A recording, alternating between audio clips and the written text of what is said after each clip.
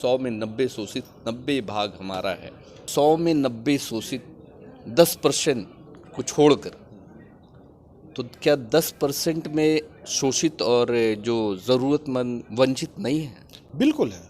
किसी भी समुदाय के लोग हों, चाहे वो 10% में आते हों, चाहे 90% में आते हों। मैं गरीबों की बात कर रहा हूँ, मैं वंचित लोगों की बात कर रहा हूँ, मैं शोषित लोगों की बात कर रहा हूँ। चाहे वो 90% में हुआ व्यक्ति अपने आप को देखता हो या 10% में अपने आप को मगर जब आप 90% की बात करते हैं, 10% को छोड़ देते हैं, तो 10% वाले यही सोचते हैं कि शायद हमारी बात नहीं कर रहे नहीं, मैं निशिकांत। 90% के साथ साथ दलित, शोषित, वंचित की भी बात करता हूँ।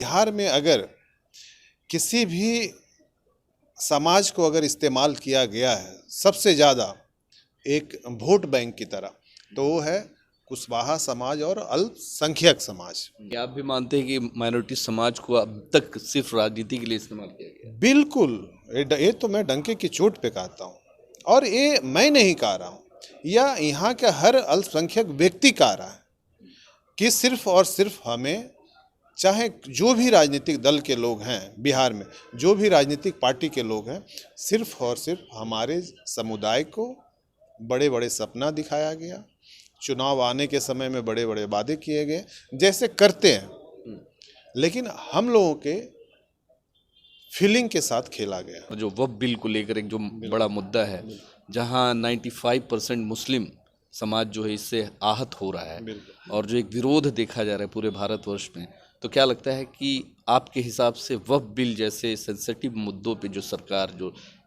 जिसको काम करना चाहिए, जो मतलब सबके साथ सबकी विकास की बात करती है, वहीं पे 95% मुसलमानों को इस तरीके से दुखी करके बिल थोपना कहाँ तक जायज़ मानते हैं? ये अल्पसंख्यक लोगों के साथ ये अन्याय हुआ है, और ये पहली बार नहीं हुआ है।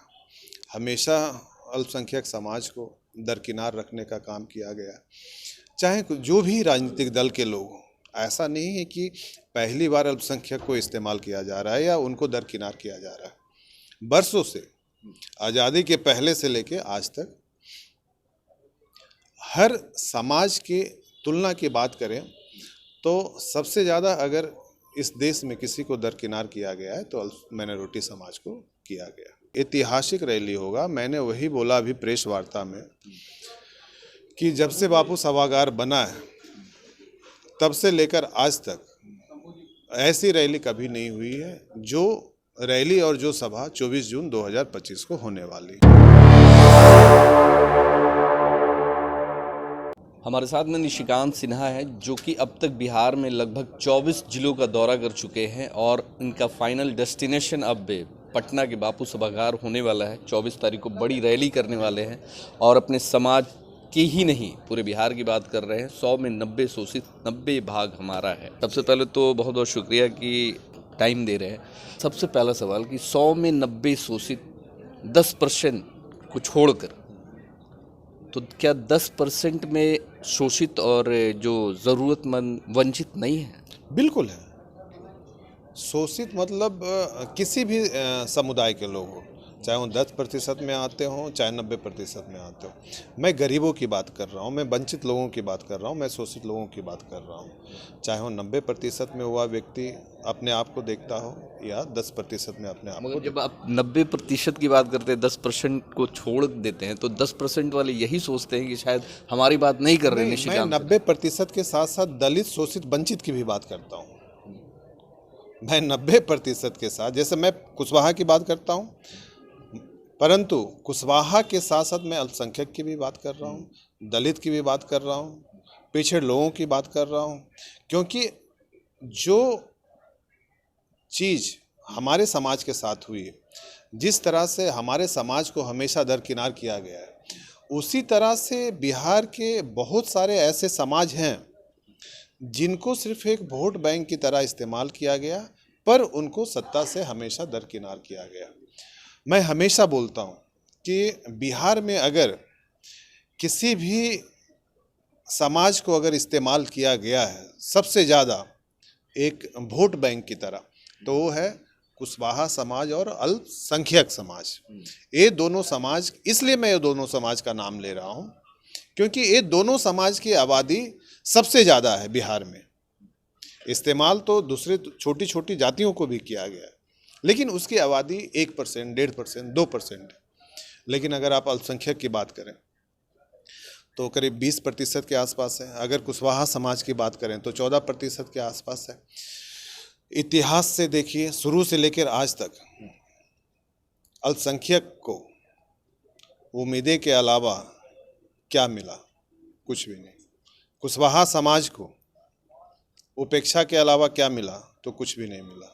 यानी आप भी मानते हैं कि माइनॉरिटी समाज को अब तक सिर्फ राजनीति के लिए इस्तेमाल किया गया? बिल्कुल, ये तो मैं डंके की चोट पे कहता हूँ, और ये मैं नहीं कह रहा हूँ, या यहाँ का हर अल्पसंख्यक व्यक्ति कह रहा है कि सिर्फ और सिर्फ हमें, चाहे जो भी राजनीतिक दल के लोग हैं बिहार में, जो भी राजनीतिक पार्टी के लोग हैं, सिर्फ और सिर्फ हमारे समुदाय को बड़े बड़े सपना दिखाया गया, चुनाव आने के समय में बड़े बड़े वादे किए गए जैसे करते हैं, लेकिन हम लोगों के फीलिंग के साथ खेला गया, हम लोगों के जज्बात के साथ खेला गया, और हर तरह के, हर साल की तरह हर बार 2025 में भी शायद, अगर अल्पसंख्यक अब तो ऐसे जाग गई है, अब लोगों को समझ में आ रहा है कि राजनीतिक दल के लोग हमें कितना इस्तेमाल किए गए, तो अब जागरूक भी हो रहे हैं। शायद पहले की तरह इस बार इस्तेमाल ना हो, जैसे आज हमारा समाज भी, कुशवाहा समाज भी काफ़ी जाग चुका है।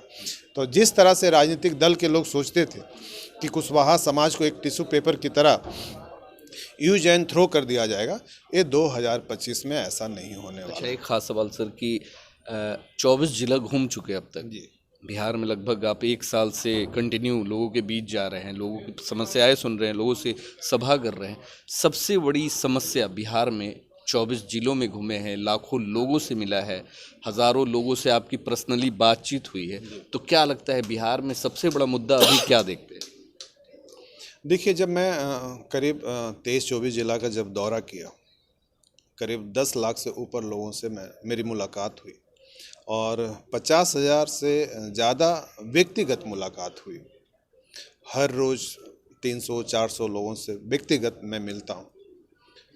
मिलने की मुख्य वजह यह है कि मैं लोगों के विचारों को समझना चाह रहा हूँ, लोगों की समस्याओं को समझना चाह रहा हूँ, ताकि मैं अपना योगदान किस रूप में दे सकूं, क्योंकि जब तक मुझे समस्याएं नहीं पता चलेगी तब तक शायद मैं अपना योगदान 100% नहीं दे पाऊंगा। एक बात सामने आई, समाज को लेकर सामने आई कि कुशवाहा समाज को अब जागरूक होने की ज़रूरत है, एकजुट होने की ज़रूरत है, एक मंच पर आने की ज़रूरत है, और कुशवाहा समाज जो है वो वर्षों से बिखरा हुआ समाज बनकर रह गया, और बिखरा हुआ समाज बनकर इसलिए रहा क्योंकि कुशवाहा समाज का कोई नेतृत्व करने वाला नहीं है। ये कहा भी गया है कि जब तक किसी खेल का कोच ही अच्छा ना हो तो खिलाड़ी अच्छा नहीं खेल पाता। कैप्टन तो अपने आप को बोल रहे हैं, कुशवाहा समाज के बड़े नेता हैं, उपेंद्र कुशवाहा हैं, अभी सम्राट चौधरी हैं, वो लोग हैं। नहीं, कौन क्या बोल रहे हैं वो तो मुझे नहीं पता है, लेकिन कुशवाहा समाज जब भी मैच खेलता है हार जाता है, कभी भी एक भी ट्रॉफी लेकर नहीं आ पाया, कैप्टन नहीं मिला, नहीं मिला। जी बिल्कुल बिल्कुल बिल्कुल। तो एक बात सामने आई कि कुशवाहा समाज को नेतृत्व करने वाला व्यक्ति की तलाश है, और बिहार को एक नए विकल्प की तलाश है। दोनों चीज़ सामने आई, तो हम बिहार को एक नया विकल्प भी देना चाह रहे हैं, और अपने समाज का, गरीबों का 90% जो आपने चर्चा किया, वो 90% लोगों का नेतृत्व करने का भी देख रहा हूँ। अच्छा, बिहार में भी बहुत सारी राजनीतिक पार्टियां एक्टिव है, खासकर 2025 का चुनाव है, और जितने भी स्टार मतलब चाहे वो एनडीए के हो, इंडिया के हो, यूथ की बात करें तो तेजस्वी प्रसाद यादव, चिराग पासवान, सम्राट चौधरी, और भी राहुल गांधी लगातार बिहार का दौरा कर रहे हैं। निशिकांत सिन्हा अपने आप को कहाँ देखते हैं? मैंने वही कहा कि आपने जितने भी लोगों का नाम लिया, मेरी कभी भी किसी के साथ व्यक्तिगत कभी कोई ना तो कभी लड़ाई रही है, ना ही तो मैं किसी के साथ राजनीतिक किया हूँ। ना ही तो कोई राजनीतिक दल ज्वाइन किया हूँ। मैं कहाँ देखना चाहता हूँ या मैं कहाँ देखता हूँ वो मायने नहीं रखता है। जनता मुझे कहाँ देखना चाहती है ये सवाल इसलिए किया सर क्योंकि आप नॉन पॉलिटिकल बिल्कुल, से हैं बिल्कुल। और आपका बैकग्राउंड जो है बिल्कुल भी पॉलिटिकल नहीं है। आप लगातार बिजनेस में रहे और बिहार से काफ़ी दूर रहे, बिहार से मगर जुड़ाव रहा अपने समाज को लेकर, यहाँ के लोगों को लेकर। बिल्कुल। मैं कहूँ कि आपने जितने भी नेताओं का नाम लिया, अगर मैं कहूँ कि मैं इन सभी से ऊपर देखता हूँ तो क्या उस जायज होगा बोलना? नहीं। जनता मुझे कहाँ देखती है मायने वो रखता है, और जनता तभी देखेगी जब हम जनता के लिए, जनता के स्वार्थ के लिए हम अपना काम करेंगे। आज तक जितने भी नेता हैं, चाहे आपने जिनका नाम लिया, जिनका नाम नहीं लिया, वो खुद के स्वार्थ के लिए राजनीति करते हैं। अगर जनता के स्वार्थ के लिए राजनीति करते हैं या तो बिहार के स्वार्थ के लिए राजनीति करते, तो बिहार क्या एक पिछड़ा बिहार बनकर रह जाता? क्या हमारा समाज एक पिछड़ा समाज बनकर रहता? तो आपका सवाल में ही आपका जवाब है। बिहार में अभी इलेक्शन का वक्त है, आने वाला है, तो बहुत सारे लोग अब मैनिफेस्टो जारी कर चुके हैं। इंडिया महागठबंधन की तरफ से अलग मैनिफेस्टो, 2500 रुपये माई बहन योजना, अभी एनडीए का आने वाला है, और भी बहुत सारे लोग। तो क्या लगता है कि ये जो ललीपॉप दिखाया जाता है चुनाव के वक्त में, मोदी जी भी कभी 2 करोड़ नौकरी का सपना दिखाया करते थे, तो क्या लगता है कि एनडीए का जो मैनिफेस्टो और इंडिया के मैनिफेस्टो में किसे आप पे देखेंगे कि वो ये काम कर सकती है, ये पार्टी, चाहे इंडिया हो या फिर एनडीए? देखिए, ये कोई पहली बार मैनिफेस्टो नहीं दिखाई जा रही है। ये जब भी चुनाव आता है,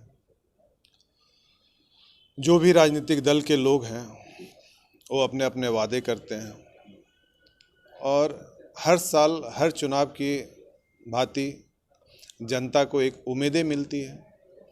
चुनाव खत्म होता है, सत्ताधारियों अपना राजनीति करते हैं, और जो यहाँ की जनता होती है फिर से वही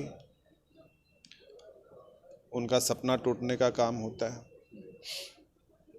कौन राजनीतिक दल के लोग क्या मैनिफेस्टो दिखा रहे हैं, नहीं दिखा रहे, ये ना तो मेरे लिए मायने रखती है, ना तो आपके लिए मायने रखती है, क्योंकि ये जनता को भी पता है कि हम बरसों से ठगे जा रहे हैं, लेकिन जनता के पास कोई विकल्प नहीं है। मैंने वही आपको अभी 2 मिनट पहले बोला कि अब जनता ये जान चुकी है कि हम ठगे जा रहे हैं, और अब हम चुप नहीं बैठेंगे, अब हम बिहार में नया विकल्प देकर सर एक अंतिम सवाल करेंगे कि जिस समाज से मैं आता हूँ, माइनॉरिटी समाज, अभी भारत में अभी लगातार जो वक्फ बिल को लेकर एक जो बड़ा मुद्दा है, जहाँ 95% मुस्लिम समाज जो है इससे आहत हो रहा है, और जो एक विरोध देखा जा रहा है पूरे भारतवर्ष में, तो क्या लगता है कि आपके हिसाब से वक्फ बिल जैसे सेंसिटिव मुद्दों पे जो सरकार जो जिसको काम करना चाहिए, सबके साथ सबकी विकास की बात करती है, वहीं पे 95% मुसलमानों को इस तरीके से दुखी करके बिल थोपना कहाँ तक जायज़ मानते हैं? नहीं, बिल्कुल भी। मैं तो व्यक्तिगत रूप से हर किसी का अपना अपना अलग विचार होता है, राय होता है, लेकिन ये इतना ज़रूर कहूँगा कि ये अल्पसंख्यक लोगों के साथ ये अन्याय हुआ है, और ये पहली बार नहीं हुआ है। हमेशा अल्पसंख्यक समाज को दरकिनार रखने का काम किया गया, चाहे जो भी राजनीतिक दल के लोग हों। ऐसा नहीं है कि पहली बार अल्पसंख्यक को इस्तेमाल किया जा रहा है या उनको दरकिनार किया जा रहा है। बरसों से, आज़ादी के पहले से लेके आज तक, हर समाज की तुलना की बात करें तो सबसे ज़्यादा अगर इस देश में किसी को दरकिनार किया गया है तो माइनॉरिटी समाज को किया गया। तो मैं बार बार सम्राट अशोक का ही नाम क्यों लेता हूँ?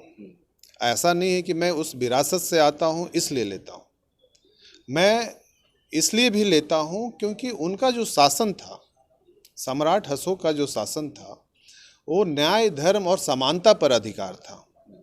हर किसी को जीने का अधिकार दिया जाता था।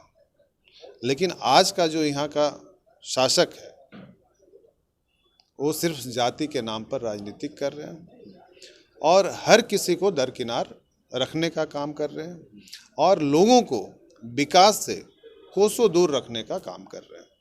तो मैं वही फिर से सम्राट अशोक का शासन को लाना चाहता हूं ताकि सभी को न्याय, धर्म और समानता का अधिकार। 24 तारीख को मतलब भीड़ होगा, यानी लाखों की संख्या में लोग ऐतिहासिक रैली होगा। मैंने वही बोला अभी प्रेस वार्ता में कि जब से बापू सभागार बना है तब से लेकर आज तक ऐसी रैली कभी नहीं हुई है जो रैली और जो सभा 24 जून 2025 को होने वाली है। चलिए, धन्यवाद सर।